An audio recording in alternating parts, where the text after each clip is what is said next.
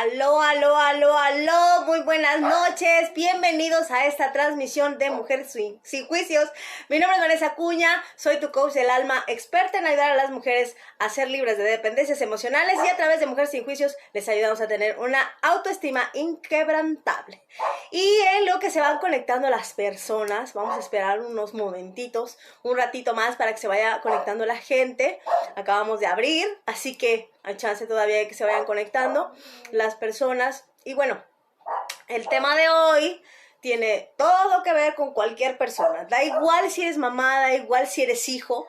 Es importante saber esto, darnos cuenta en qué momento empezamos a depender de algo o de alguien para ser felices. Creo que como mamás también es importante darnos cuenta de cómo estamos formando a nuestros hijos y que también de alguna manera es importante empezar a sanarnos a nosotras mismas, a conocernos a nosotras mismas para poder formar hijos sanos emocionalmente, ¿no? Y darnos cuenta en qué lado estamos cojeando también. Yo creo que esto de ser mamá es una de las tareas más complicadas de las mujeres porque tenemos una gran responsabilidad, pero también es importante ocuparnos de nosotras. Si yo estoy bien, mis hijos están bien. Entonces, por eso el tema de hoy tiene todo que ver con esto de ser una madre controladora o haber tenido una madre controladora. ¿Qué genera en mí el haber tenido una madre controladora o una mamá que no supo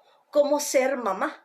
Una mamá que creyó que desde el controlarme me podía ayudar, lejos de darse cuenta cómo me afectaba el hecho de que ella ejerciera ese control en mí. Y como primer punto, es importante saber que los niños son como una esponja, como un escáner. Cuando son bebés, entre los 0 y los 7 años, un bebé es como un receptor de información. Como un iPod que está limpio, que no tiene memoria y que se empieza a grabar a partir de que el niño nace. ¿No? Hay estudios que dicen que dentro de los genes se encuentra información que determina también o impacta también la personalidad del individuo, pero básicamente hay más estudios que reafirman que el contexto también ejerce un gran poder en la personalidad de un ser humano, ¿no? Y el primer vínculo que tenemos es mamá. Por eso creo que es tan importante. Por eso creo que ser mamá es una gran responsabilidad y tomar el control o la responsabilidad, valga la redundancia, de lo que hacemos o no hacemos como mamás, es muy importante para la vida de nuestros hijos, para el mundo en general y para nosotras mismas. Entonces les decía, el niño cuando nace es como una esponja que recibe información, escanea todo lo que está a su alrededor, está recibiendo información que va a determinar la forma en la que va a actuar cuando sea un adulto. Entonces imagínate que es como una grabadora que está almacenando información en la parte inconsciente, porque todavía no tiene una mente crítica, no tiene una mente racional, es un individuo que está aprendiendo a través de todos sus sentidos. Cualquier cosa es un estímulo para un niño. Entonces imagínate lo que escucha, lo que ve, lo que huele, lo que come, todo impacta en su memoria. Impacta en esa parte inconsciente que se va almacenando y que va a utilizar como herramienta de percepción para el mundo cuando crece. Entonces, ¿qué sucede cuando nosotras mamás ejercemos un control inconsciente con los hijos? Ellos se vuelven dependientes de nosotros. Obviamente un bebé necesita de una mamá que lo cambie, que lo cuide, que lo alimente. Él no tiene la capacidad de hacerse responsable de sí mismo. Entonces, la mamá necesita, mejor dicho, el hijo necesita de la mamá. En ese momento es una necesidad.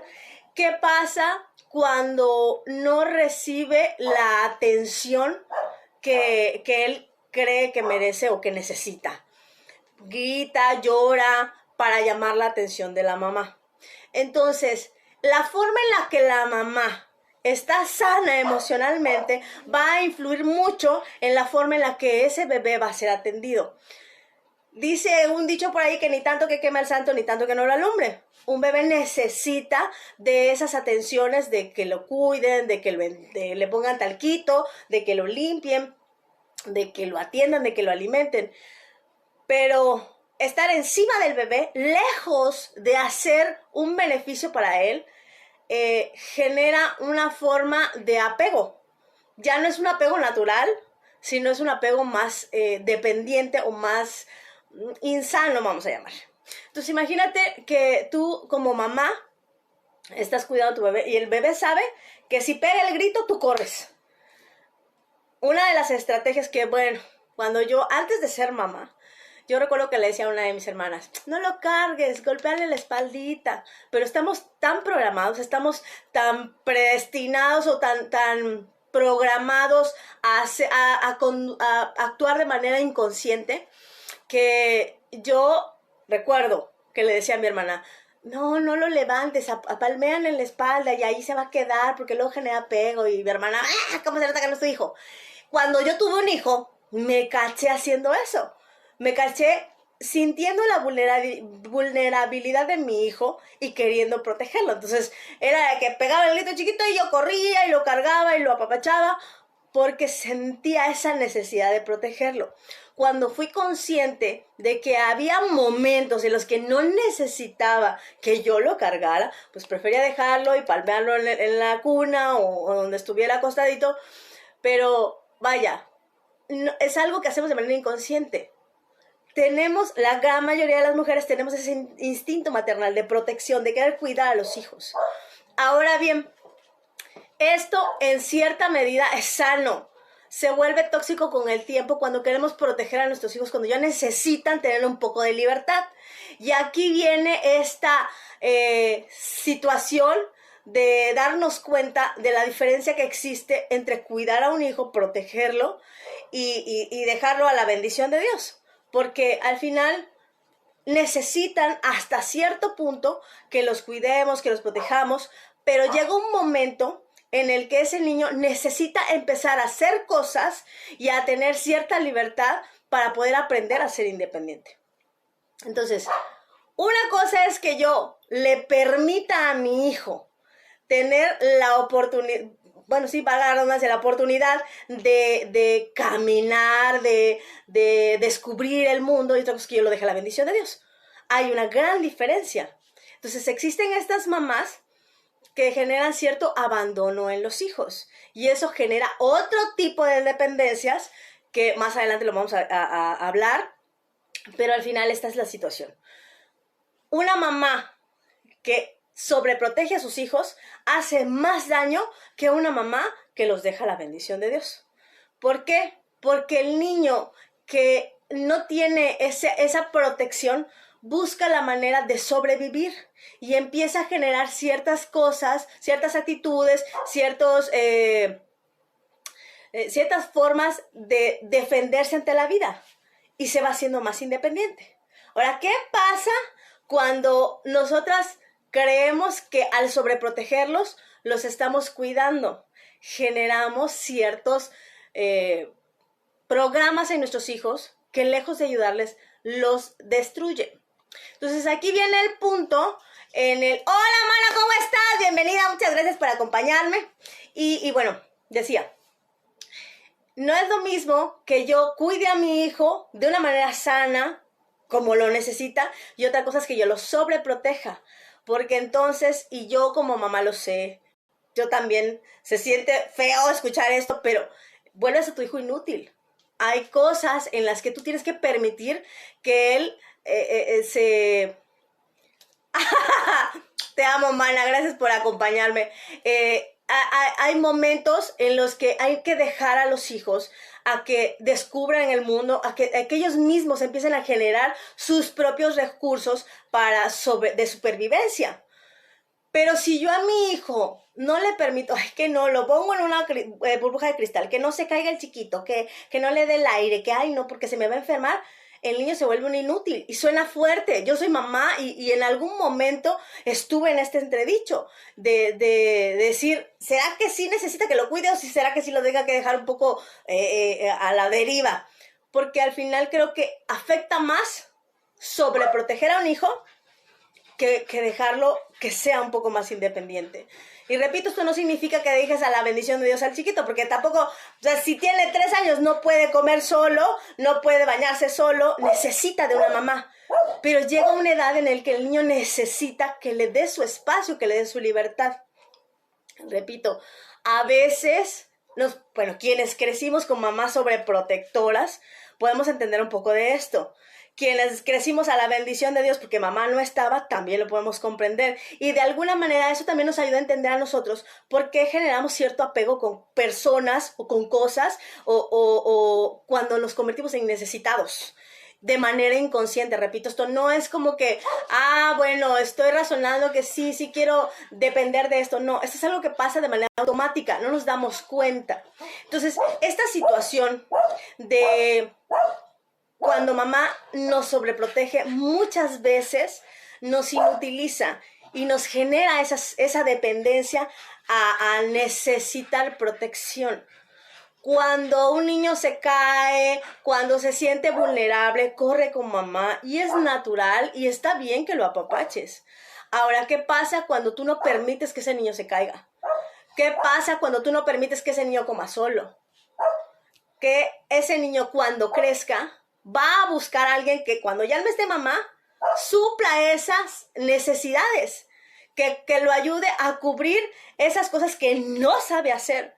Entonces, ahí radica la importancia de poder también permitirle a nuestros hijos ser un poco más libres y también a nosotros mismos de darnos cuenta de en qué momento empezamos a ser dependientes o de cómo se comportaba mamá. Eso nos va a dar mucha información para poder aprender a soltar, que es lo que viene más adelante, pero al final esta información, cuando yo la comprendí, me ayudó muchísimo a darme cuenta por qué yo me aferraba a ciertas cosas, por qué yo me aferraba a ciertas personas, situaciones, por qué era tan difícil y tan doloroso para mí soltar. Entender que mamá le hizo como pudo, como lo entendió, te ayuda mucho a no juzgarla y a poder ocuparte de ti.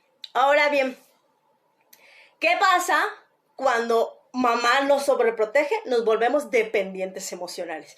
Y entonces ahí tienes a las mujeres que andan buscando todo el tiempo pareja, que no pueden estar solas porque necesitan una pareja, porque no saben estar solas, porque están buscando quien cubra ese cobijo que ya no cubre mamá o que ya no cubre papá. Pero por lo regular siempre es el tema con mamá. ¿Qué sucede cuando te conviertes en un dependiente emocional? Tiendes a tener relaciones tóxicas, tiendes a tener esas situaciones en las que aguantas porque prefieres aguantar a estar sola. Se convierte en una situación muy patológica cuando no eres consciente de tu dependencia, ¿ok? Ahora, ¿cómo yo puedo saber si soy una mujer dependiente, si soy un dependiente emocional o si estoy dentro del rango de lo normal o de lo sano? ¿Ok? En primer lugar, si necesitas tener una pareja, eres una mujer dependiente. Yo conozco mujeres que están terminando una relación y no hay manera de que pasen menos de 3 semanas y ya tienen otra nueva. Porque no saben estar solas, porque necesitan a alguien que las acompañe, porque necesitan esa presencia que las cuide. No saben cómo ser responsables de sí mismas. Son dependientes porque aprendieron a ser dependientes. Porque de alguna manera la actitud de mamá influenció su forma de ver la vida, de interpretar las relaciones y de generar esa necesidad de que alguien más esté con ellas para sentirse seguras. El segundo punto es, no soportas la soledad. Esta es una característica muy, muy notoria de las mujeres dependientes. No saben estar solas. Yo conozco gente que no come ni sola. No puede comer sola porque le genera muchísimo estrés. Se habituó tanto a estar acompañada. Pues esto sucede mucho con mujeres que tuvieron familias grandes sobre todo, ¿no? Que no soportan estar solas, no soportan estar en un lugar donde no hay nadie. El silencio incluso les hace daño. Esto es muy común. Dice, mamá nos enseñó lo que ella le enseñaron. Así es, mana, no hay que juzgar a mamá, hay que entender a mamá. Dice Marina, ¡hola! Mari, ¿cómo estás? ¿Te asombra ver lo rápido que se pueden ellos lograr? Sí. Y la verdad es que la forma en la que nos ocupamos de nuestros hijos, vaya, una cosa es que yo lo deje a la bendición de Dios y otra cosa es que yo no me ocupe de ellos. Entonces hay momentos en los que el niño necesita esa libertad, es más, él solo te lo va a pedir. Pero bueno, continuemos. Otra cosa, otra de las situaciones por las que podemos saber si somos mujeres dependientes es que siempre que hay un problema tengo que recurrir a alguien. No es que yo no pueda pedir ayuda, es que no sé cómo resolver mis problemas yo sola. Esa es una característica de una mujer dependiente. En la medida en la que yo voy aprendiendo a ser responsable de mí, es mucho más fácil que yo aprenda a resolver mis asuntos. Pero cuando para mí, hasta porque se me cayó algo, yo tengo que recurrir a alguien para que me ayude, estoy teniendo una señal de que soy una mujer dependiente. Y el tema de ser una mujer dependiente es que terminas sufriendo, terminas no siendo feliz, porque si no existe ese otro que te ayude, o esa persona que te ayude, o esa cosa que necesitas, entonces no eres feliz. Entonces, creo que una de las claves para poder ser feliz es aprender a no necesitar, a soltar esa dependencia y aprender a ser un poco más libres. Ahora bien, otro de los puntos es no saben manejar la frustración.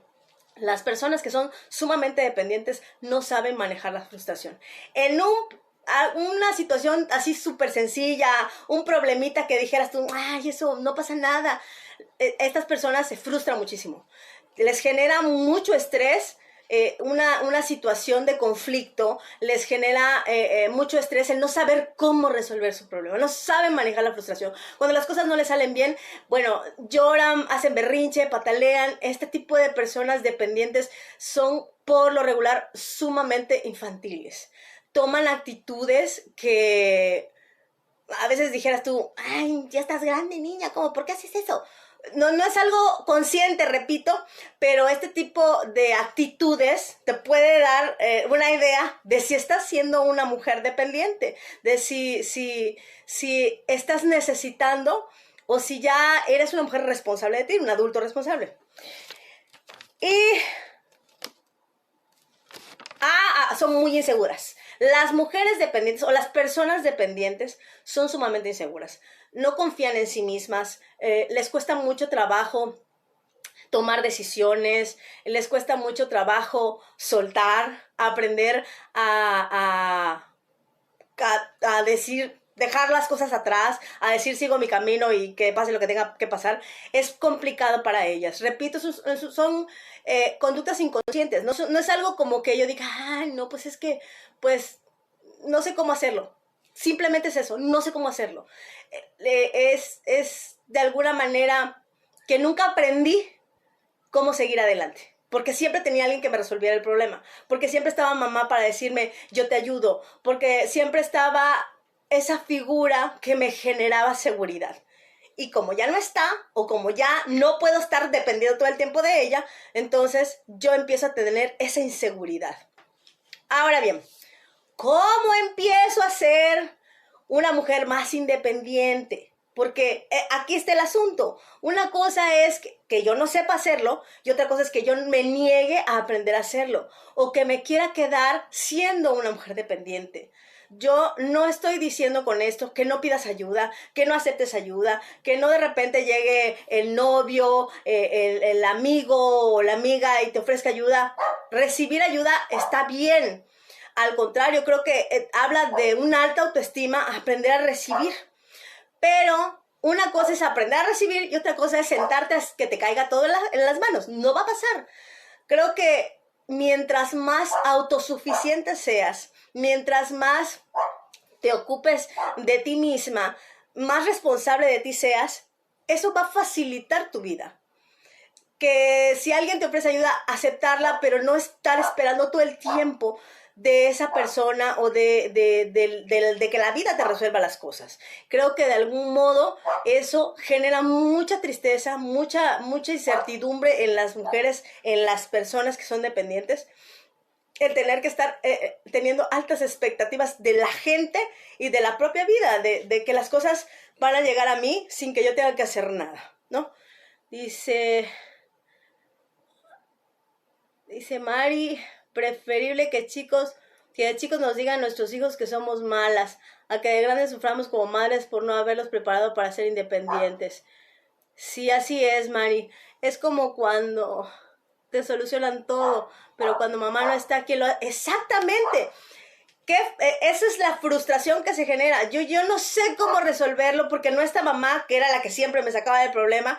Yo conozco personas que, bueno, ya de adultas, hacen cosas que ni siquiera son conscientes de que las están haciendo, de que son cosas que no están correctas, pero como mamá siempre las rescata, como mamá siempre les ayuda a salir del problema, las siguen haciendo y no pasa nada.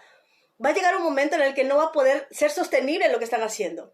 Y creo que Marina sabe de quién estoy hablando, pero al final de eso se trata, de entender que somos responsables de nosotros mismos y que en la medida en la que somos responsables de nosotros mismos, tanto física como emocional, como económicamente, en esa medida somos más libres, somos más felices. Si mi felicidad depende de un novio, entonces voy a estar sufriendo, pero si mi felicidad depende de cuánto dinero tengo, también voy a estar sufriendo. Si mi felicidad depende de algo más, voy a sufrir. Entonces, creo que una de las mejores maneras de empezar a ser una mujer más independiente, más libre, es primero ocuparme de mí, de lo que siento, de mi situación emocional, de resolver mis asuntos internos, de pues a lo mejor una terapia, a lo mejor talleres de autoayuda, lo que sea que me ayude a ocuparme de mí. Porque lo que yo siento no lo va a resolver mamá, no lo va a resolver el novio, no lo va a resolver nadie.